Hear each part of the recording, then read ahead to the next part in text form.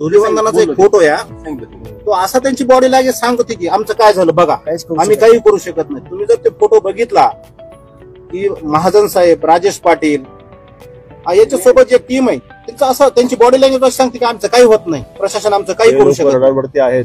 बरं की नाही, त्यांची ही वागणूक चालणार नाही अजिबात.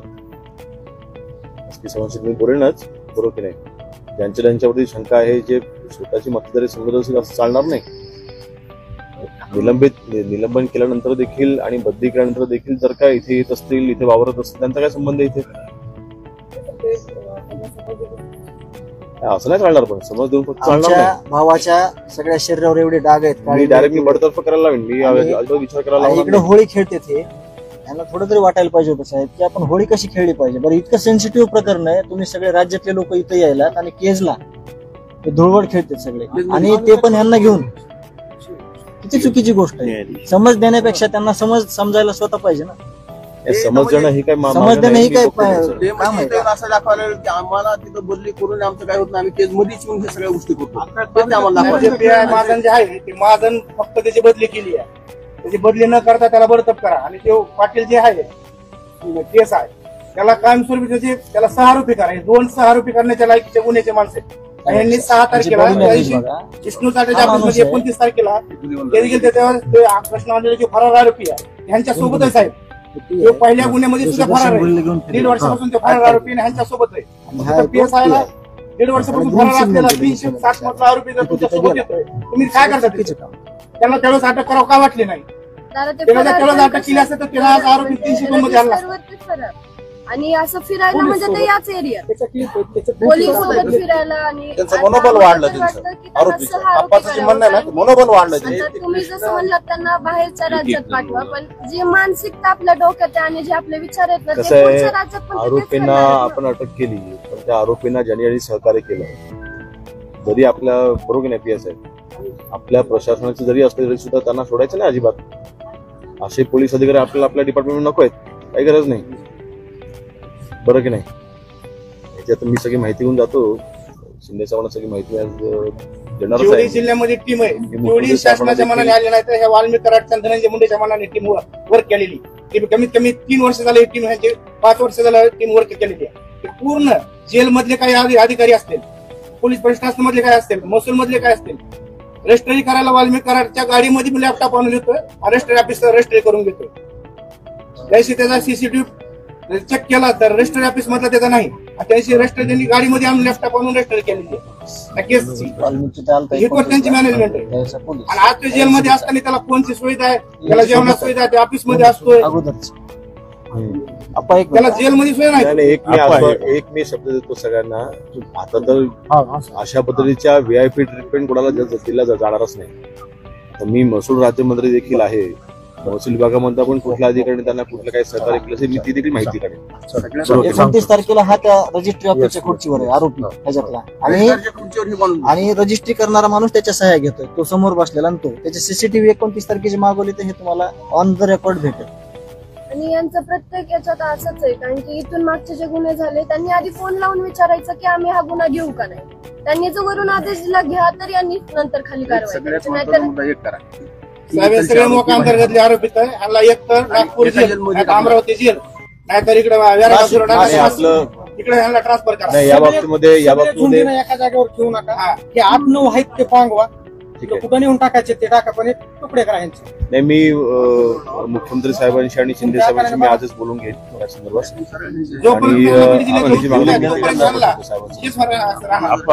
तुम्ही थांबा. गोळी सारखा मावशी नागपूर टाकले त्याचं काही चालत नाही. ही टाकली तर ही काय करू शकतो.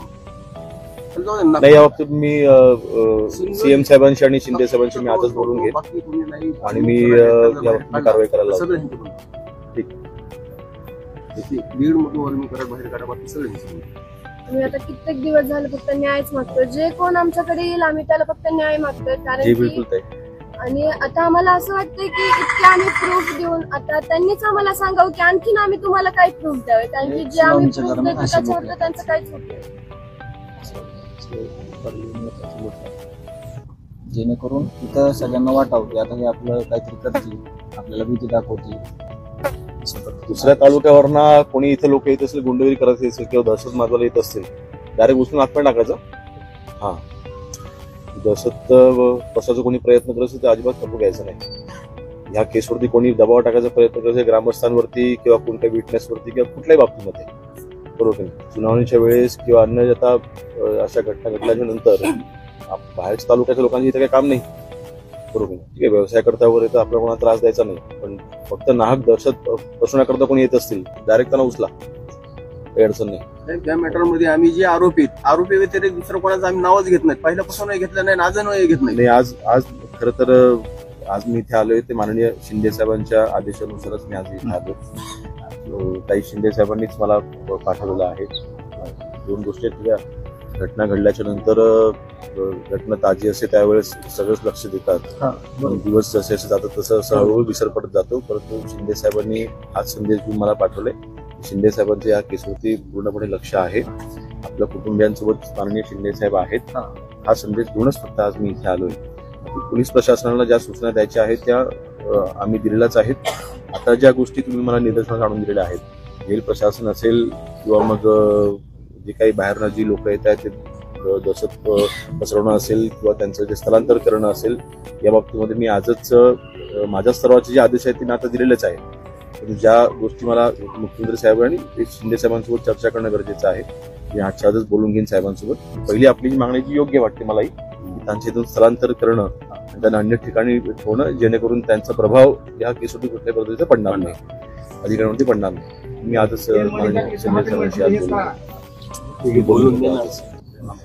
एक गोष्ट मात्र नक्की आपल्या सर्वांना सांगेन की अशी घटना घडल्याच्या नंतर कैलासवासी संतोषजींना न्याय मिळवून द्यायचा असेल तर 100% जे आरोपी आहेत त्यांना फाशी झाली पाहिजे, या विचाराचा मी स्वतः वैयक्तिक घेतला आहे. त्यामुळे कोणी असू द्या या बाबतीमध्ये आम्ही सोडणार नाही आणि अशी क्रूरता ही कपूरजी घेत जाणार नाही. आपल्या संतांचा महाराष्ट्र आहे आणि याच्यामध्ये अशा घटनेला छत्रपती शिवाजी महाराजांच्या वेळेस जसा न्याय दिला जायचा तसाच न्याय निवडा. शिंदे साहेब 100% आधी लक्ष देऊन आहेत, साहेबांच्या अजिबात दुर्लक्ष नाही.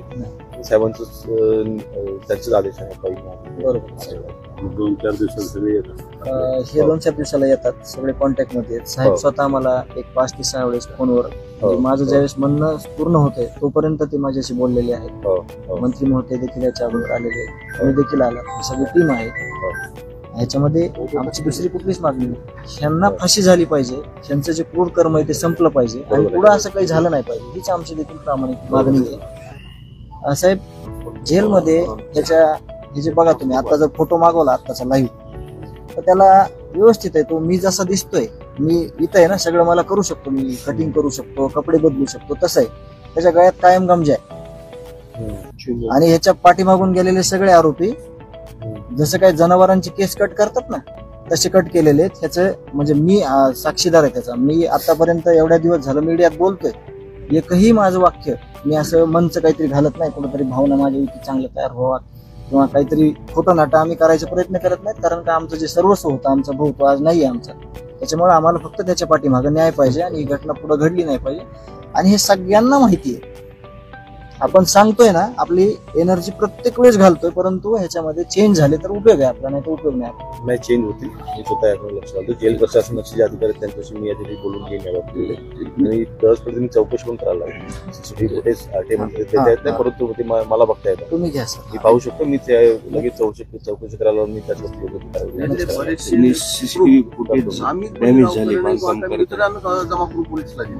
त्यांना स्वतः त्यांची एवढी म्हणजे हे झालंय की त्यांना खूप आपण जमा करतो. मी लक्ष घालतोय. गोष्ट अशी झाली आता सगळ्यांनाच माहित झाली आणि आमच्या गावातले मुलं आहेत ना ती सुद्धा सगळी घटना सांगतात कसं कसं झालंय, काय काय झालंय, म्हणजे तरी पण यांचे डोळे का उघडत नाही. दोन विषय आहेत आपल्या अखत्यारीमधले, जे आपले हवालदार असतील ते जे कोणी असतील, बरोबर आहे, त्यांच्यावरती कुटुंबियांना शंका आहे, अशा लोकांना लगेच ह्या परिसरामध्ये पोलीस स्टेशनमध्ये ठेवायचं नाही, बरोबर. ते तपासाचा भाग म्हणून पण ते असता कामा नये. दुसरं जे निलंबन झालेले अधिकारी इथे येता कामा नये अजिबात. आणि त्यांना जो काही भाग दिलेला आहे तो निलंबनाच्या बाबतीत मी बोलतो साहेबांशी आज, बरोबर. आणि दुसऱ्या तालुक्यामधला इथे याचा काही संबंध नाही कोणाचा, गुंडगिरी इथे चालणार नाही आता, बरोबर आहे. त्या बाबतीत आपल्याला जरा धाक जरा दाखवा आपला, बरोबर आहे, जे बाहेर नाही जात त्यांना.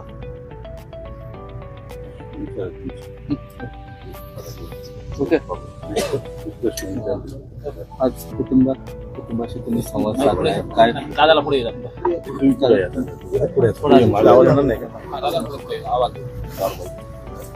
कुटुंबाशी संवाद साधलाय तुम्ही आज, काय नेमकं मागण्या त्यांच्या होत्या? सर्वप्रथम आज मी इथे आलोय तो माननीय एकनाथ शिंदे साहेबांच्या सूचनेनुसार आज मी इथे आलेलो आहे. माननीय शिंदे साहेबांचं आजही या संपूर्ण तपासावरती लक्ष आहे. माननीय शिंदे साहेब देशमुख कुटुंबियांसोबत आजही त्यांच्यासोबत आहेत, त्यांच्या पाठीशी खंबीरपणे उभे आहेत. हा शिंदे साहेबांचा संदेश घेऊनच आज मी इथे आलो होतो. कुटुंबियांची चर्चा केल्याच्या नंतर आणि ग्रामस्थांची चर्चा केल्याच्या नंतर ज्या काही तक्रारी पोलीस प्रशासनाच्या बाबतीमध्ये त्यांनी दिलेल्या आहेत, तालुक्याच्या बाहेरना काही लोक इथे येऊन दहशत पसरवणे, ग्रामस्थांमध्ये दहशत पसरवायचा प्रयत्न करणे, त्यानंतर जे काही पोलीस कर्मचारी आहेत जे ह्या घटनेमध्ये कदाचित त्यांचा समावेश असू शकतो असं त्यांचं म्हणणं आहे, ते अजूनही त्या पोलीस स्टेशनमध्ये असणे. त्यानंतर जे मुख्य आरोपी आहेत त्या मुख्य आरोपींना इथून स्थलांतरित करणे या त्यांच्या मागण्या आहेत. नक्कीच मागण्या ह्या रास्त आहेत, त्याच्यामध्ये काही चूक नाही. माननीय मुख्यमंत्री महोदयांशी आणि शिंदे साहेबांशी आणि अजितदारांशी मी आजच चर्चा करून घेईन. आणि विशेषतः जे मुख्य आरोपी आहेत त्यांना इथून स्थलांतरित करण्याच्या बाबतीत त्यांची जी मुख्य मागणी आहे त्यासाठी मी देखील सुद्धा प्रयत्न करेन. आणि आजच मी मुख्यमंत्री साहेबांशी बोलून घेईन. आणि जेल प्रशासनाच्या मार्फत जर का कोणालाही VIP ट्रीटमेंट दिली जात असेल त्याची मी आजच मी संपूर्ण माहिती घेऊन जर पुढे आम्ही चौकशी देखील करू. आणि SP साहेबांच्या अंतर्मधला विषय नाही, परंतु जेल प्रशासनाचे जे प्रमुख आहेत त्यांच्याशी मी आजच बोलून घेईन. त्याच्यावर देखील मी कारवाई करायला लावेन जर कोण दोषी असेल तर. एकंदरीत माननीय शिंदे साहेबांचा निरोप एवढाच घेऊन आलो होतो मी आज की शेवटी जेव्हा घटना घडतात, घटना ताजी असते त्यावेळेला सगळे लोक येत असतात, सगळे आधार देतात. जसं जसे दिवस जातात तसं जसं थोडा दुर्लक्ष होत जातं, परंतु शिंदे साहेबांचं मात्र लक्ष ह्या संपूर्ण घटनेवरती तपासावरती आजही आहे. हाच मूळ संदेश घेऊन मी आज इथे आलो होतो. आणि आम्ही शिंदे साहेब कैलासवासी संतोषींच्या कुटुंबियांसोबत खंबीरपणे उभे आहेत. हा संदेश घेऊन मी आज मी इथे आलेलो आहे. या हत्याकांड प्रकरणात आतापर्यंत 8 आरोपींना अटक आहे. आता आज 115 दिवस होत आहे. कृष्णा आंधळे नावाचा आरोपी आता पोलिसांना सापडला. पोलिसांचं अपयश म्हणून मी 100% अपयश असं म्हणणार नाही. नक्कीच ह्या अगोदर जे पोलीस प्रशासन होतं त्यांच्यावरती नक्कीच प्रश्नचिन्ह होते आणि त्यांच्या ढिसाळ कारभारामुळे कदाचित त्या व्यक्तीला पळून जायला तिथे मदत मिळालेली आहे.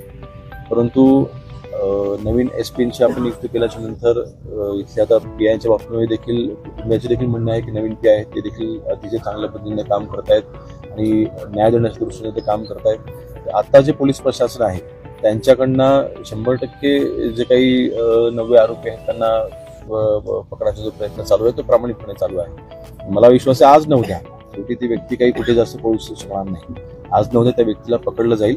आणि एक मात्र खात्रीपूर्वक सांगेन की जी काही घटना घडली मी आजच सकाळी देखील सांगितलं ही माणुसकीला काळीमा फासणारी घटना आहे. त्यामुळे अशा घटनेमध्ये जे आरोपी असतील, जे आरोपी आहेत ते आरोप एकतर सिद्ध करणं, कोर्टामध्ये योग्यरित्या सिद्ध करणं हे आपली आता प्राधान्य असणार आहे. आणि कारवाई करत असताना माझं वैयक्तिक मत देखील आहे की फाशीच झाली पाहिजे. अशा आरोपींना ही 100% फाशी झाली पाहिजे. परंतु ह्या संपूर्ण प्रक्रियेमध्ये कुठेही केस लूज होणार नाही किंवा कोर्टामध्ये आपली बाजू ते कमकुवत होणार नाही ह्याची देखील खात्री पोलीस प्रशासनाने घेतली पाहिजे. त्याची देखील सूचना आम्ही केलेल्या आहे. या प्रकरणामध्ये जे काही पुढे आली होती आरोपींना सहकार्य केलं त्यांच्यावर कारवाई करावी. हे बघा, मी मगाशी म्हटल्याप्रमाणे ज्यावेळेस ही घटना घडली त्यावेळेला जे काही पोलीस प्रशासन इथे कार्यरत होतं त्याच्यापैकी ज्या पोलीस अधिकाऱ्यांनी त्यांना तिथे सगळ्या बाबतीची काही मदत केलेली आहे त्या बाबतीत देखील ह्याच्यामुळे कोणालाही सोडणार नाही. शेवटी काही अधिकाऱ्यांना आपण निलंबन देखील केलेलं आहे. कुटुंबियांचं म्हणणं असंही होतं की निलंबन केल्याच्या नंतर देखील त्यांची बॉडी लँग्वेज म्हणा की त्यांच्यामध्ये कुठलाही त्याच्यामध्ये पश्चाताप नाही. तर अशा अधिकाऱ्यांच्या बाबतीत देखील आताच मी ऍडिशनल SPंना देखील मी सूचना केलेल्या आहेत की तर अशा आरोपींना आपण बडतर्फ केलं पाहिजे, फक्त समज देऊन चालणार नाही. आणि आता मात्र म्हणजे ठीक आहे, या घटनेने प्रशासनाचे देखील आमचे देखील काही बाबतीमध्ये डोळे उघडलेले आहेत. ज्या घटना घडल्या त्याच्यामध्ये पोलीस प्रशासन कशाबद्दल त्यांना सहकार्य करत होतं या देखील आम्हाला लक्षात आलेलं आहे. ह्यापुढे अशा घटना घडणार नाहीत किंवा पोलीस प्रशासनाचं काम काय आहे हे त्यांच्या लक्षात आणून देण्याची जबाबदारी आता आम्ही आमची पार पाडू.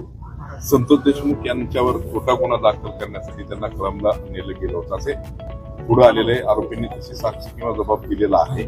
त्या प्रकरणात एक संशयित मेलं, तिचं पण खून झालेलं आहे. या प्रकरणाचं स्टेटस काय आहे, पोलिसांनी काय तपास केलाय, यांचा आरोप आहे की त्याबद्दल आणि काही तपास झालेला आहे. त्याची माहिती मला आताच मिळालेली आहे. मी संपूर्ण माहिती घेऊन मी त्या बाबतीत सगळी सखोल चौकशी करायला लावेल आणि ह्या घटनेच्या नंतर बीड जिल्ह्यामध्ये अन्य तालुक्यांमध्ये जे काही जाणूनबुजून गुन्हे दाखल करणं, तिथे काही यंत्रणा हलवणं, असे जे काही प्रयत्न चालू आहेत त्याच्यावरती लक्ष आम्ही ठेवलं पाहिजे अशा पद्धतीच्या सूचना मी आजच SP साहेबांना देणार आहे. परंतु जी घटना आपण मला सांगते त्याबाबतीत मी संपूर्ण माहिती घेऊन त्याच्यावर मी कारवाई करायला आहे. नवीन घडामोडी पाहण्यासाठी आजच आम्ही मुंबईकर 24 तासला लाईक करा, सबस्क्राईब करा आणि अपडेट रहा.